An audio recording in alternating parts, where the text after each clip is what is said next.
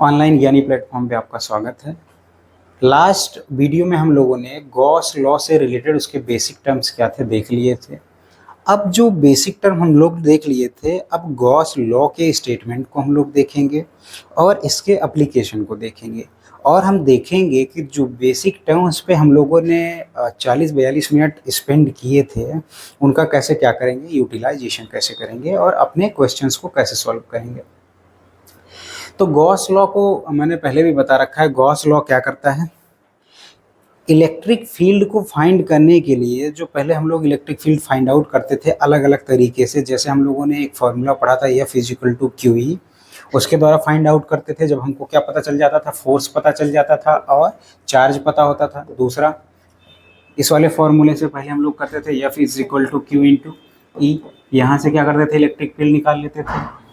बाद में जब हम लोगों ने इलेक्ट्रिक फील्ड ई की वैल्यू पॉइंट चार्ज के लिए निकाल लिया था 1/4πε0 q upon r square, point charge के कारण जब इलेक्ट्रिक फील्ड हमने निकाल लिया था, कोई भी पॉइंट चार्ज था, मान लो यहाँ पे प्लस था, प्लस क्यू चार्ज था, इससे क्या है आर डिस्टेंस पे जब हम लोगों ने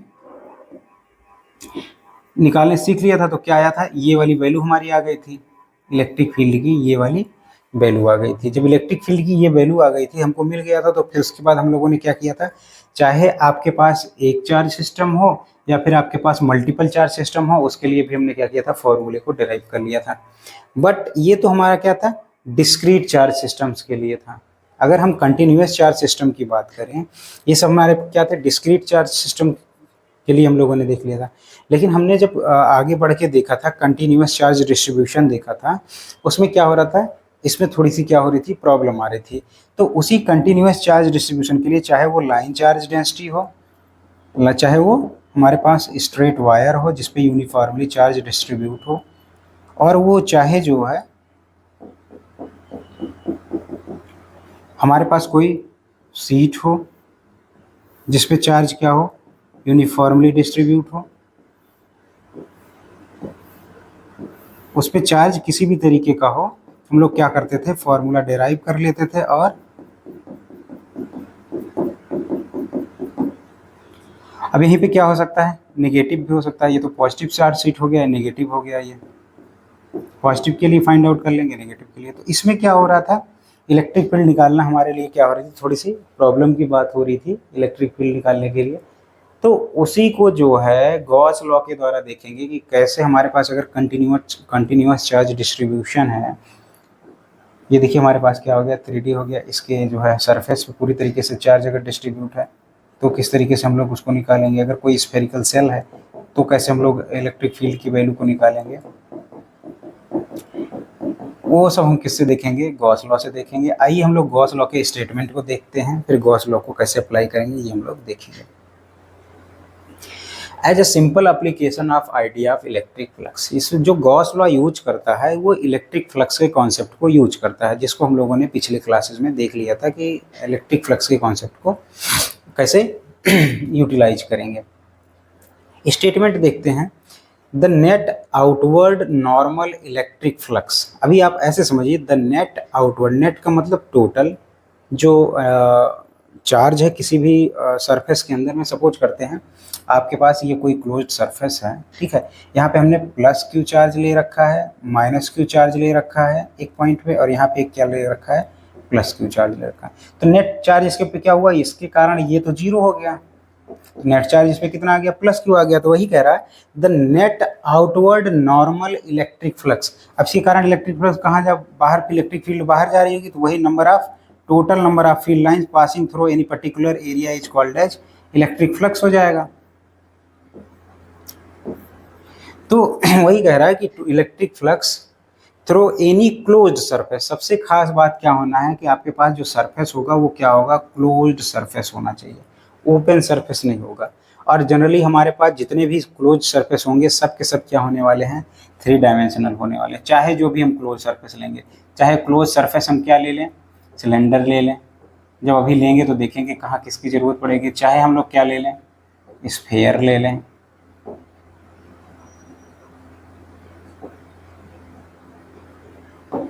जो भी हमको ज़रूरत पड़ेगी हम लोग अपने हिसाब से, जनरली हम लोग क्लोज सरफेस तभी बन ही पाएगा जब क्या हो, आपके पास 3D स्ट्रक्चर हो या 3D ज्योमेट्री हो। तो वही कह रहे हैं any close surface of any shape, shape कोई भी हो सकता है, लेकिन अगर हम लोग शेप सिलेंडर लेंगे या स्फेयर लेंगे जिनके हमें क्या पता होते हैं, एरिया जो है वो हमको पता होते हैं इनको ले लेंगे तो हम बहुत ईजिली जो है, जो इलेक्ट्रिक फ्लक्स हमारा होता था, इलेक्ट्रिक फ्लक्स क्या होता था, इंटीग्रेशन ई डॉट डी एस, यही होता था। तो ये हमारे लिए निकालना क्या हो जाएगा, आसान हो जाएगा। ये निकालना, जैसे एरिया देखिए इसमें क्या आ रहा था, बार बार स्मॉल एरिया आ रहा था, तो ये निकालना हमारे लिए आसान हो जाएगा अगर हम लोग क्या करेंगे, बेल सिमेट्रिकल शेप के अगर 3D ऑब्जेक्ट लेंगे या 3D क्लोज सरफेस लेंगे तो, जबकि यहाँ पे ये गॉस लॉ किसी भी सरफेस के लिए वैलिड है, is equal to the 1/epsilon times the total charge contained within that surface. किसके बराबर हो जाएगा, 1/epsilon टाइम्स जितना क्या होगा, चार्ज इंक्लूड होगा। अब इसको जरा फिर से समझते हैं।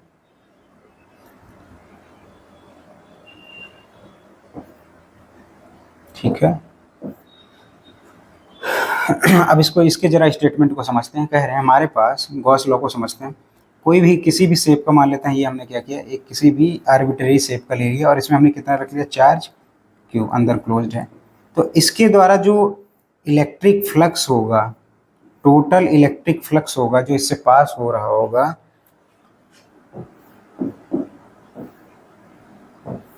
चारों तरफ जा रहा हो, किसी भी शेप का है, ये आर्बिट्रेरी शेप कोई भी, any shape, is equal to the जो फ्लक्स को हम किससे डिनोट करते हैं, फाई से।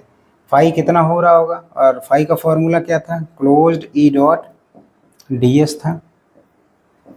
ये कितना हो जाएगा, वही कह रहा, चार्ज इनक्लोज्ड इसके अंदर कितना है, क्यू, चार्ज इनक्लोज्ड केवल क्यू है, डिवाइडेड बाई एप्सिलॉन नॉट, या इसी को कह रहे हैं कि ये कितना टाइम्स होगा, 1/epsilon टाइम्स होगा। तो जो इससे निकलने वाला किसी भी आर्बिट्रेरी ज्योमेट्री के या शेप के क्लोज सरफेस से जो इलेक्ट्रिक फ्लक्स निकलेगा वो किसके बराबर होगा, जो चार्ज इनक्लोज्ड होगा उसकी 1/epsilon टाइम्स के बराबर होगा। यही गॉस लॉ का क्या है, स्टेटमेंट है। अब गॉस लॉ का स्टेटमेंट है तो इसके हम लोग क्या करेंगे, प्रूफ्स को भी देखेंगे फिर से आप ध्यान से देख लीजिए, इसमें जो 2-3 टर्म आ रहे हैं उनको वापस से मैं एक्सप्लेन कर दे रहा हूँ। नेट का मतलब हो गया जो इतना चार्ज इस सरफेस के अंदर बचा, उस चार्ज के कारण जो इलेक्ट्रिक फील्ड लाइंस बाहर जा रही हैं, और कैसे बाहर जा रही हैं, नॉर्मल होना चाहिए सरफेस के नॉर्मल कल हमने समझा दिया था। सपोज कीजिए आपके पास कोई बॉल है, इस तरीके से बॉल है, 3D ऑब्जेक्ट है, देखते हैं अगर 3D ऑब्जेक्ट मिल जाता है कोई तो,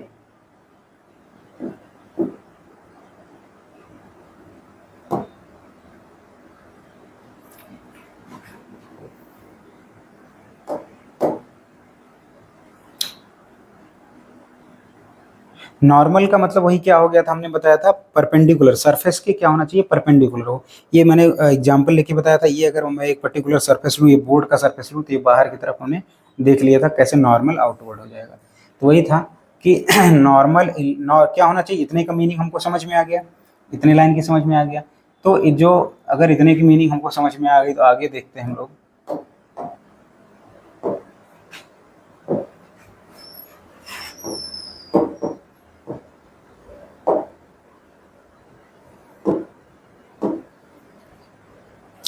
थ्रो एनी क्लोज्ड सरफेस, कोई भी क्लोज्ड सरफेस अगर हमने लिया हुआ है,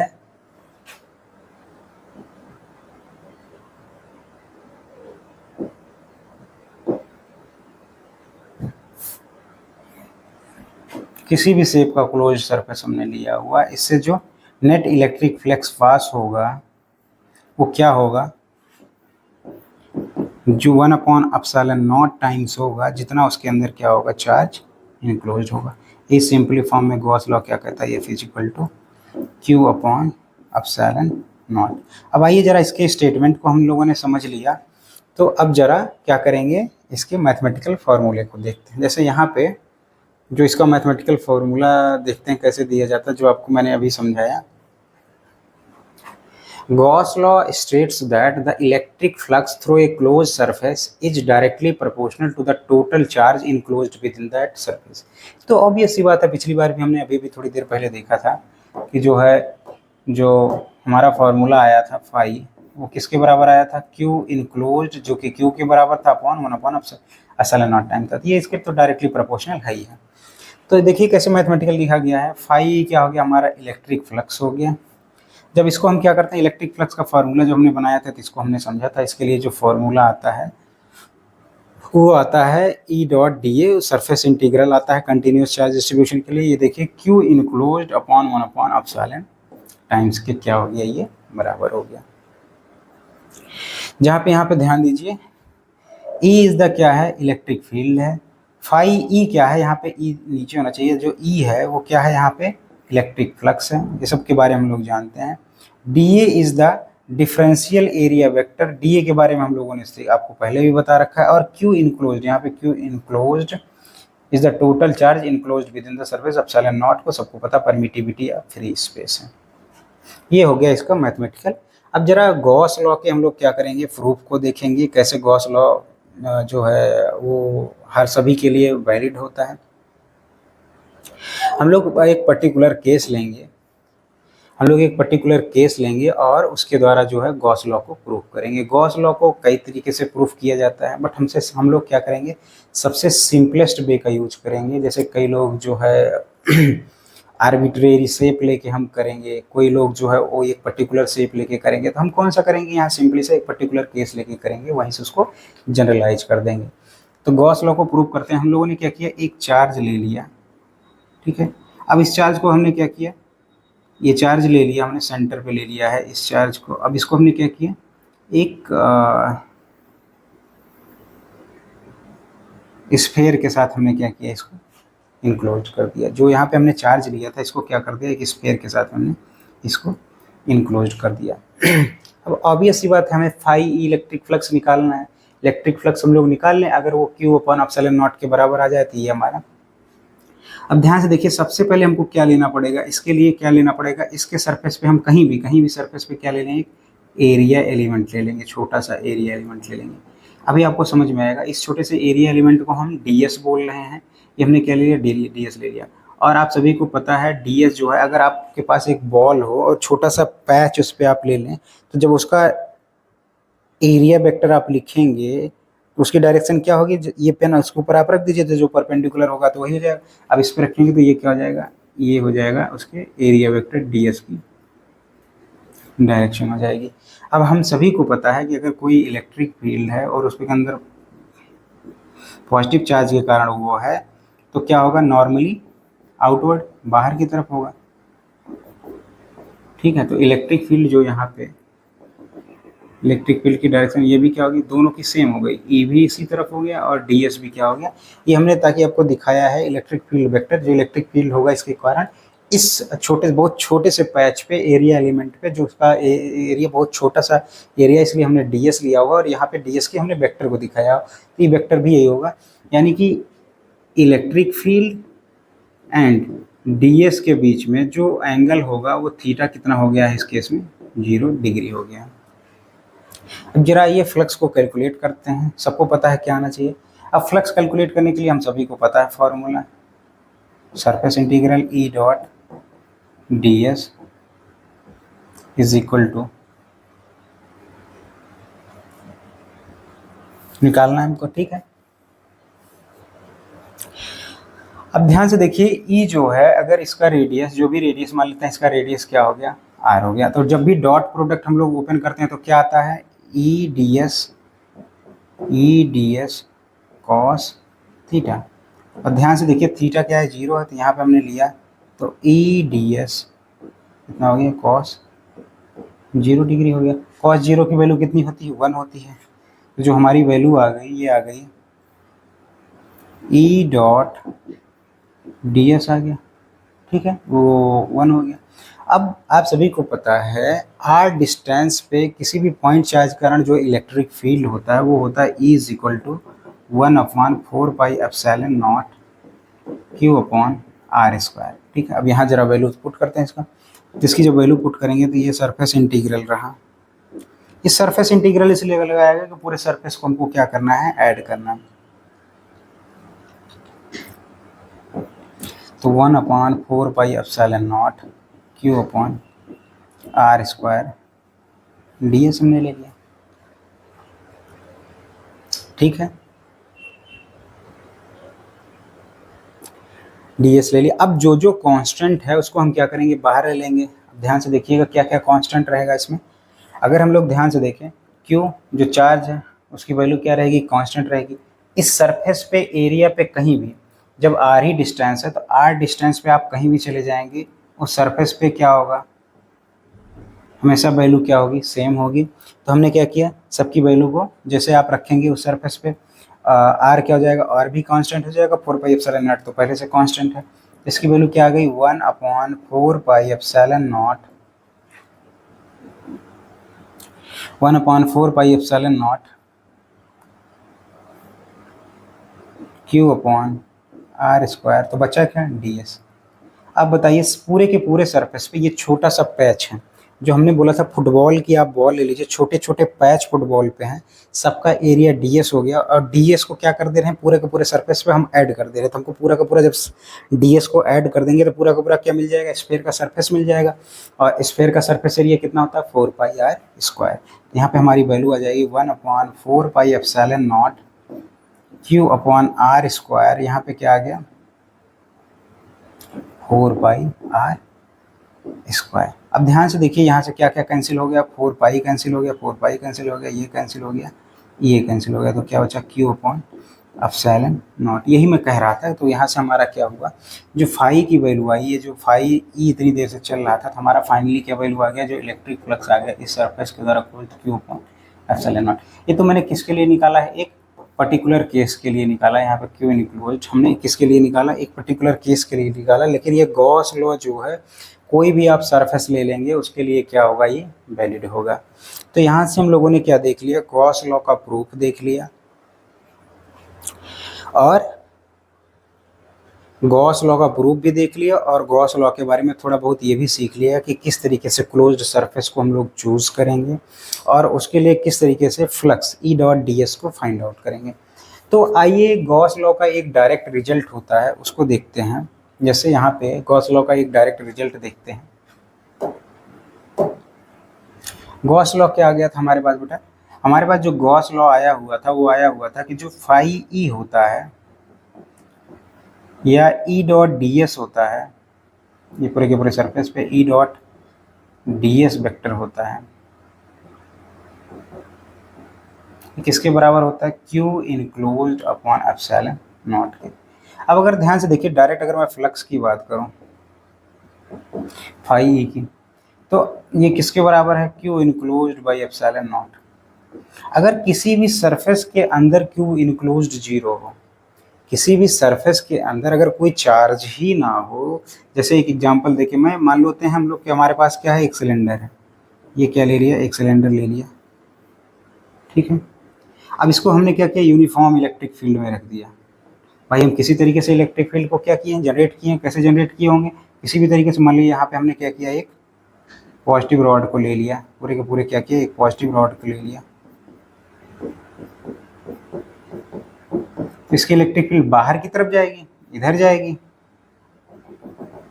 ये इलेक्ट्रिक फील्ड की डायरेक्शन है, ये यूनिफॉर्म इलेक्ट्रिक फील्ड में आ गया, और इधर की तरफ ही जाएगी। तो ऐसे हमने क्या किया था, एक सिलेंडर को रख दिया था। अब मैं पूछना चाह रहा हूँ कि जो ये हमारा सिलेंडर है, इसके अंदर कोई चार्ज तो रखा नहीं, बाहर चार्ज रखा गया जिसके कारण इलेक्ट्रिक फील्ड है। तो अगर मैं पूछूं total electric flux passing through the, क्योंकि जैसे ही आपको इलेक्ट्रिक फ्लक्स मिलेगा वैसे आप इलेक्ट्रिक फील्ड की वैल्यू को निकाल सकते हैं।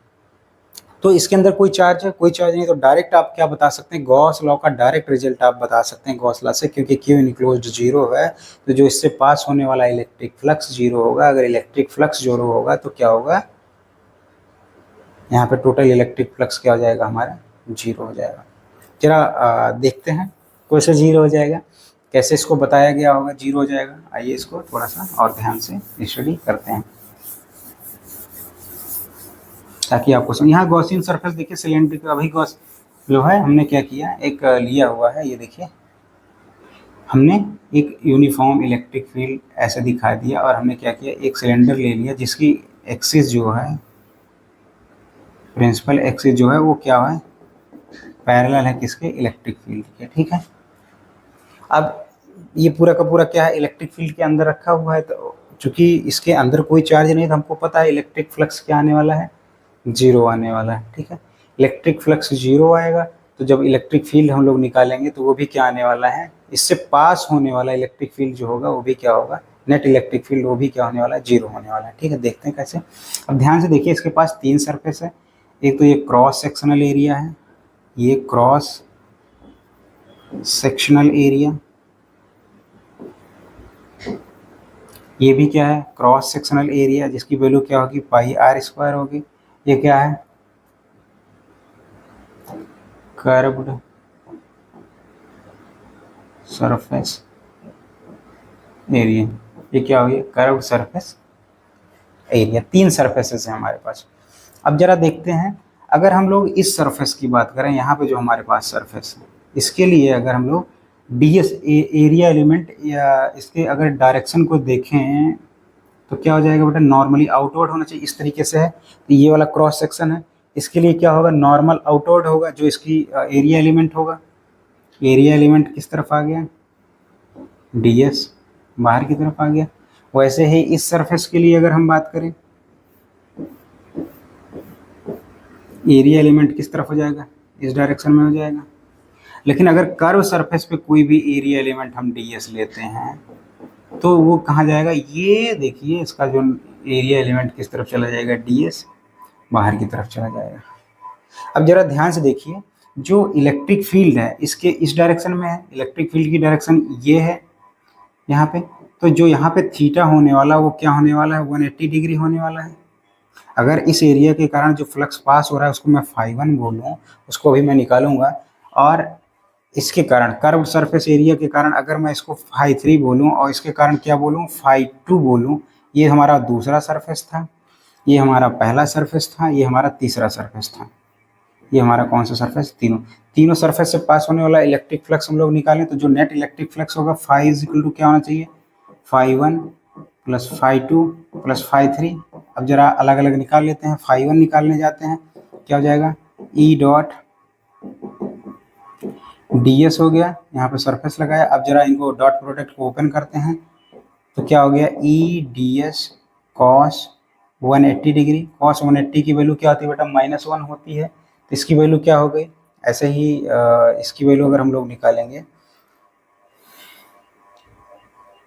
तो माइनस ई डॉट क्या आ गया, d s, E d s आ गया।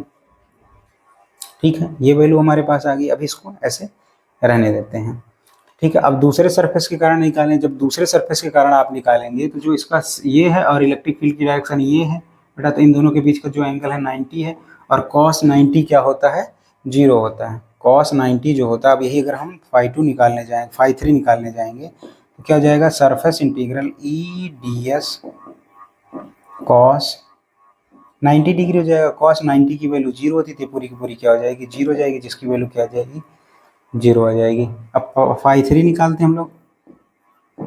φ3 अगर ध्यान से निकालेंगे बेटा, यहाँ निगेटिव आया φ1, सॉरी φ3 निकाल चुके हैं। φ2 अगर निकालने हम लोग जाएंगे तो यहाँ जो एरिया वेक्टर है और जो इलेक्ट्रिक फील्ड है, देखिए इलेक्ट्रिक फील्ड भी क्या है, इसी डायरेक्शन में है।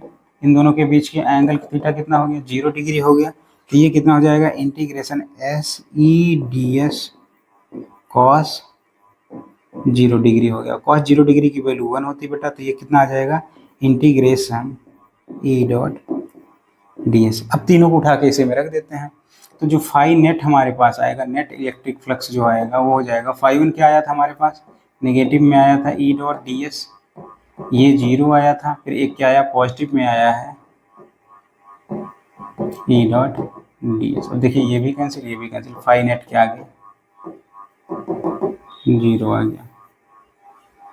वही मैं कह रहा था कि अगर टोटल अगर क्यू इनक्लोज्ड नहीं है, अगर कोई भी चार्ज सरफेस के अंदर इनक्लोज्ड नहीं है तो जो इलेक्ट्रिक फ्लक्स आएगा वो हम क्या कर सकते हैं, इस मेथड से भी अगर निकालेंगे तो उसकी वैल्यू क्या आएगी, 0 आएगी।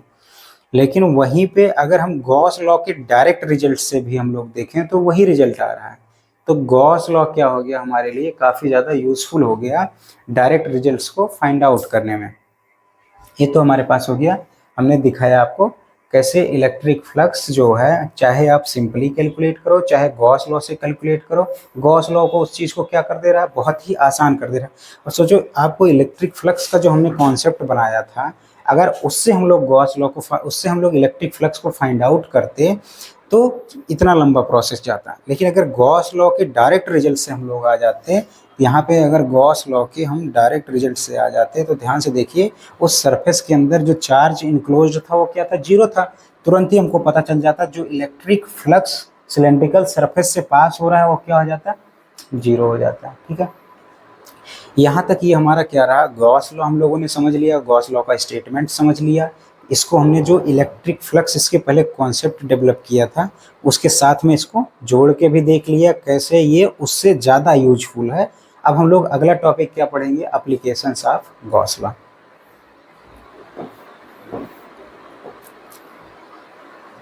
गॉस लॉ के बहुत सारे एप्लीकेशंस हैं, जैसे हमने बताया गॉस लॉ ये एक ऐसा लॉ है जो कहीं भी वैलिड है, प्रोवाइडेड कि आप इसको क्या कर सकें, प्रॉपर तरीके से अप्लाई कर सकें। प्रॉपर तरीके से अप्लाई करने का मतलब, अब कोई अगर आपने आर्बिट्रेरी शेप ले लिया गॉस लॉ को अप्लाई करने के लिए जिसका आपको एरिया ही नहीं पता है तो फ्लक्स नहीं निकाल पाएंगे, फ्लक्स नहीं निकाल पाएंगे तो इलेक्ट्रिक फील्ड नहीं निकाल पाएंगे।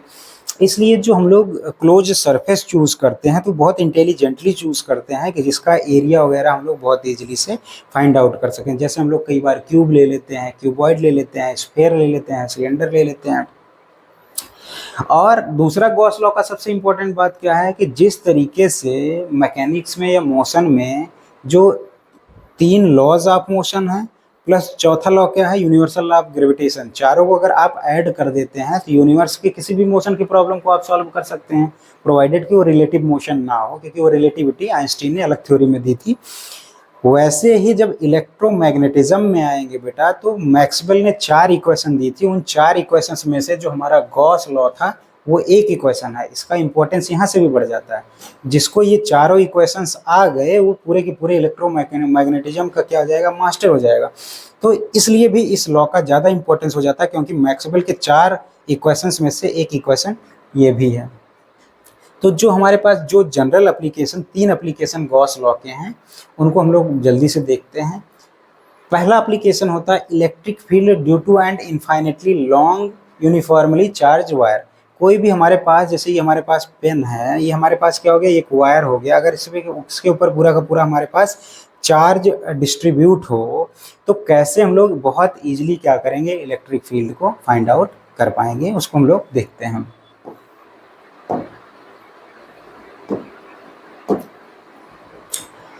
हमें क्या करना है, एक जो है सिंपली हमने क्या किया, एक स्ट्रेट लाइन वायर ले लिया जिसकी लेंथ क्या है, बहुत ज़्यादा है। जैसे कि एप्लीकेशन हम लोगों ने देखा था, इसकी लेंथ क्या है समझ लेते हैं, इनफाइनाइट है। और हमको क्या करना है, ये सपोज करते हैं पॉजिटिवली चार्ज है,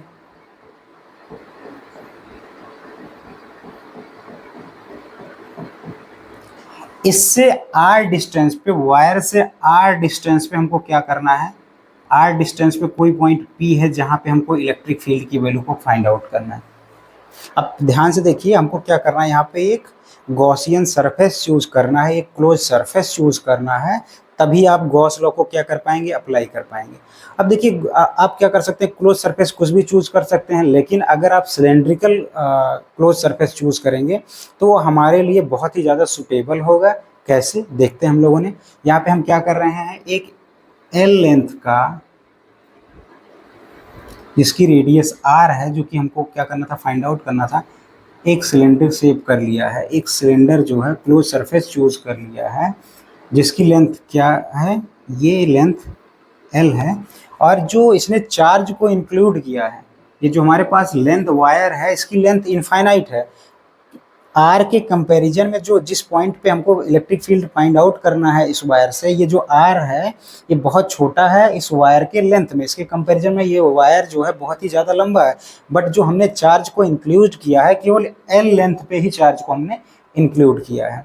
अब सबसे बड़ी प्रॉब्लम तो ये आ जाएगी, चार्ज तो हमारा वायर तो इनफाइनेटली है, तो जो एल लेंथ पे जो हमारे पास जो है चार्ज है वो कैसे हम लोग निकालेंगे, तो यहाँ हम किस कॉन्सेप्ट का हेल्प लेंगे, लीनियर चार्ज डेंसिटी का। लीनियर चार्ज डेंसिटी को हम लोग कैसे डिफाइन करते हैं, जो लीनियर चार्ज डेंसिटी है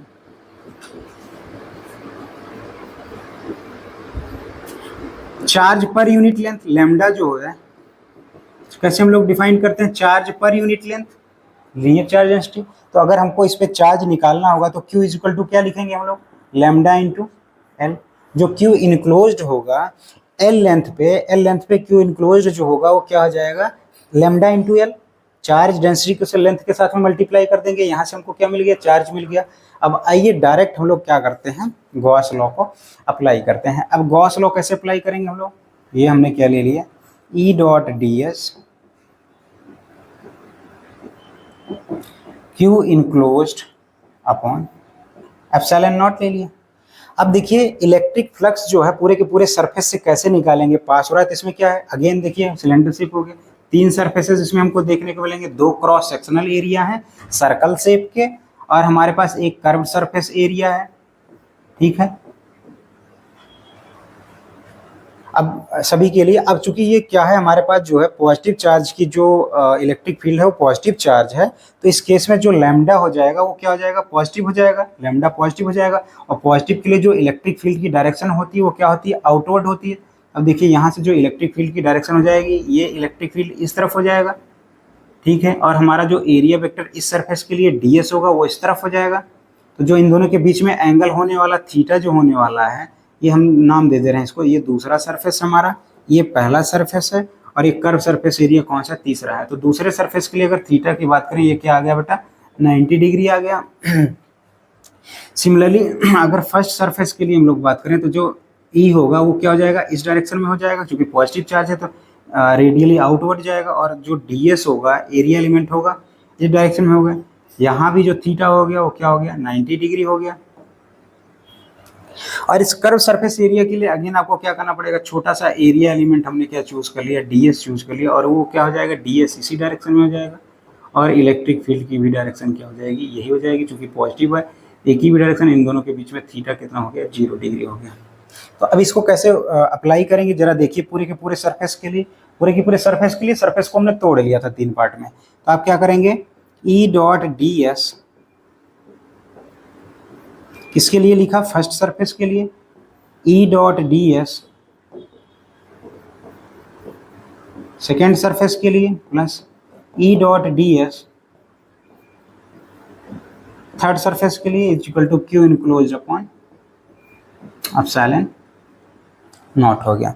अब पहले सरफेस के लिए देखिए थीटा जो है 90 डिग्री है, तो इसको जैसे आप ओपन करेंगे पहले सरफेस के लिए, ई डी एस कॉस 90 डिग्री हो जाएगा, प्लस दूसरे सरफेस के लिए जब आप करेंगे ई डी एस, दूसरा सरफेस ध्यान से देखिए वो भी क्या है, 90 डिग्री है, कॉस 90 डिग्री हो गया, प्लस तीसरे सरफेस के लिए जैसे आप करेंगे ई डी एस कॉस 0 डिग्री हो गया। बेटा यहाँ क्यू इनक्लोज्ड क्या हो जाएगा, क्यू इनक्लोज्ड यहाँ पे हमारा क्या है, क्यू इनक्लोज्ड कैपिटल क्यू है, कैपिटल क्यू की वैल्यू कितना है, lambda l upon epsilon naught आ गया।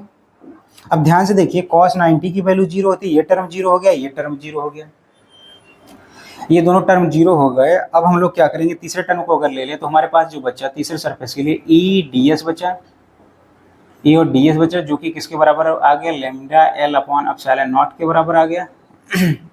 ठीक है।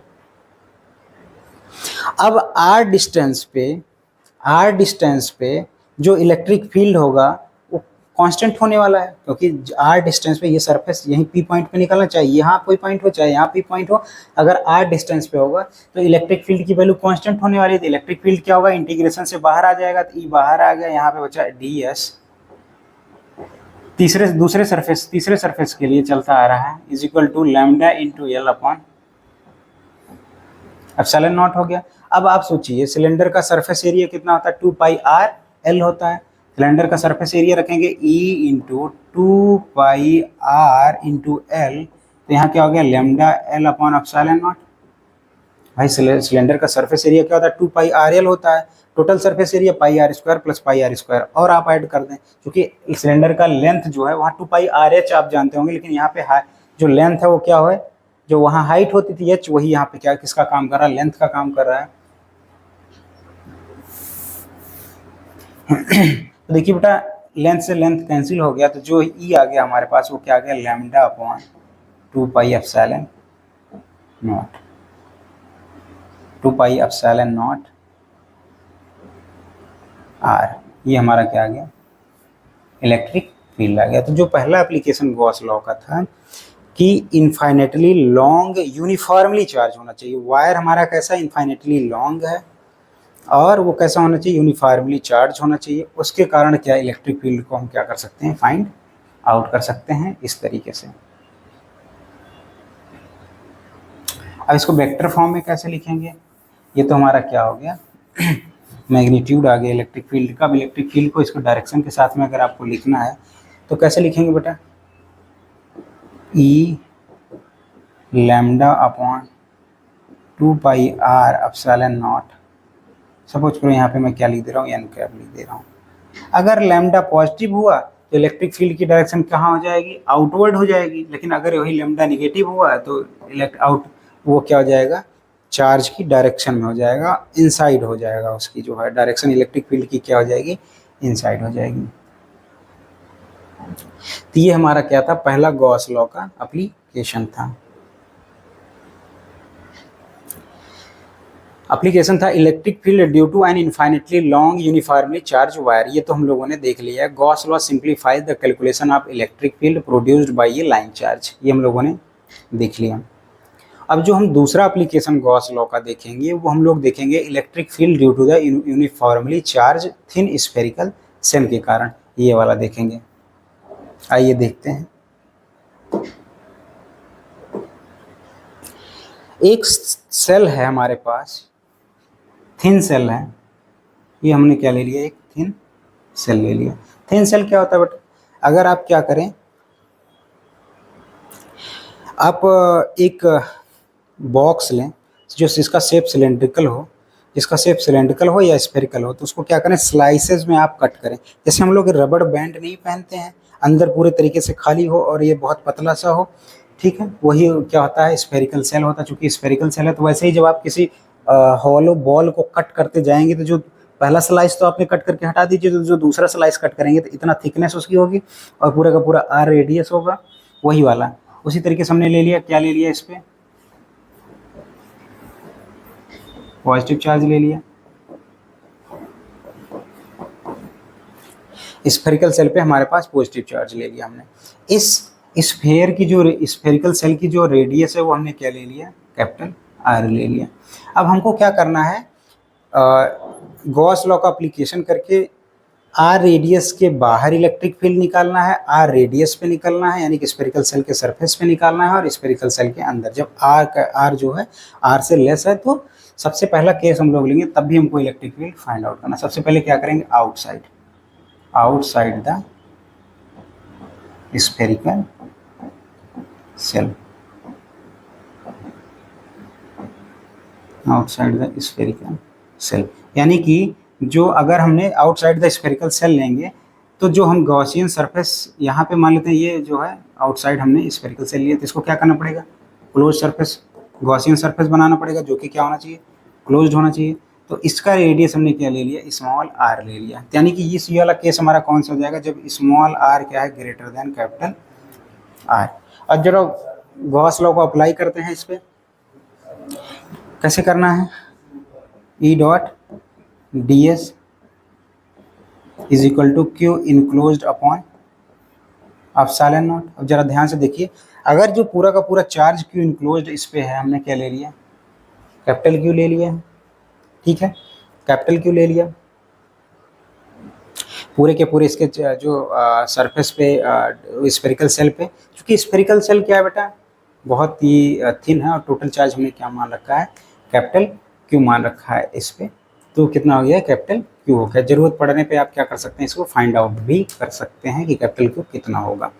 ये कई बार क्वेश्चंस में डायरेक्ट वैल्यू दी होती है, कई बार जरूरत पड़ेगी तो आप क्या कर सकते हैं, फाइंड आउट कर सकते हैं। अब हमारा दूसरा काम क्या होता है, गॉस लॉ में हमको क्या करना होता है, एक एरिया एलिमेंट लेना होता है। ये हमने एरिया एलिमेंट ले लिया, और एरिया एलिमेंट की डायरेक्शन क्या होती है, ds बाहर की तरफ होती है। क्योंकि इस स्फेरिकल सेल पे जो क्लोज्ड है उस पे सबके सब पॉजिटिव चार्ज हैं, तो जो इलेक्ट्रिक फील्ड की डायरेक्शन होने वाली वो भी क्या होने वाली है, नॉर्मली आउटवर्ड होने वाली है। तो किसी भी पॉइंट पे लेंगे तो इलेक्ट्रिक फील्ड की भी डायरेक्शन क्या होने वाली है, यही सेम होने वाली है, ई जो है यही होने वाली है। यहाँ पे अगर ये पूरे के पूरे सेल के कारण जो इलेक्ट्रिक फील्ड होगी यहाँ पे ये होगी, रेडियली क्या होगी, आउटवर्ड ही होगी। तो यहाँ पे जो दोनों के बीच में थीटा एंगल होने वाला वो क्या होने वाला है, 0 डिग्री होने वाला है। तो जरा इन दोनों की वैल्यू को यहाँ पे पुट करते हैं और देखते हैं क्या आता है। E d s cos theta, E d s cos 0 degree is equal to q enclosed कितना है बेटा, capital q upon epsilon naught हो गया। ठीक है, आगे देखते हैं।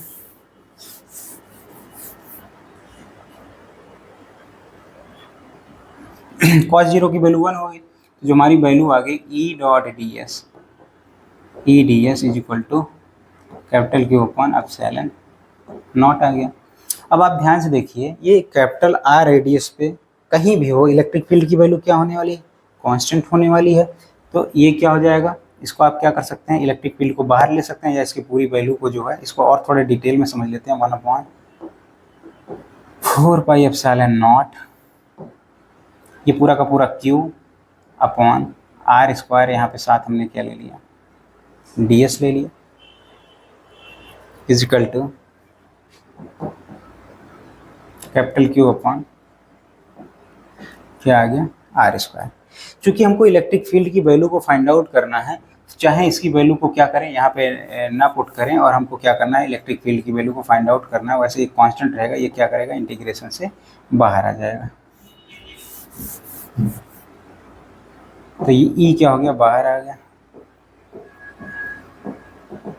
यहाँ क्यू क्या है, Q upon epsilon naught, q upon epsilon not.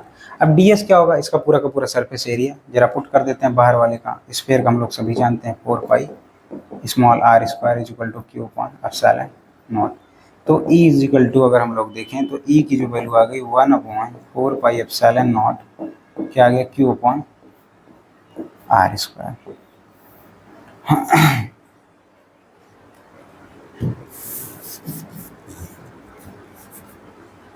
यही अगर वेक्टर फॉर्म में लिखना है तो is equal to 1/4 pi epsilon naught q upon r square कैपियन। पॉजिटिव के लिए ये आउटवर्ड हो जाएगा, सरफेस से आउट बाहर की तरफ हो जाएगा, निगेटिव के लिए क्या हो जाएगा, इनवर्ड हो जाएगा। तो ये हमारा क्या हो गया, आउटसाइड।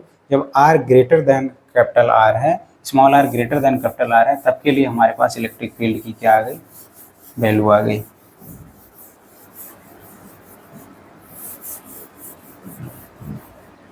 दूसरा केस देखते हैं, सेकंड केस, केस सेकंड हम लोग देखते हैं। On the surface of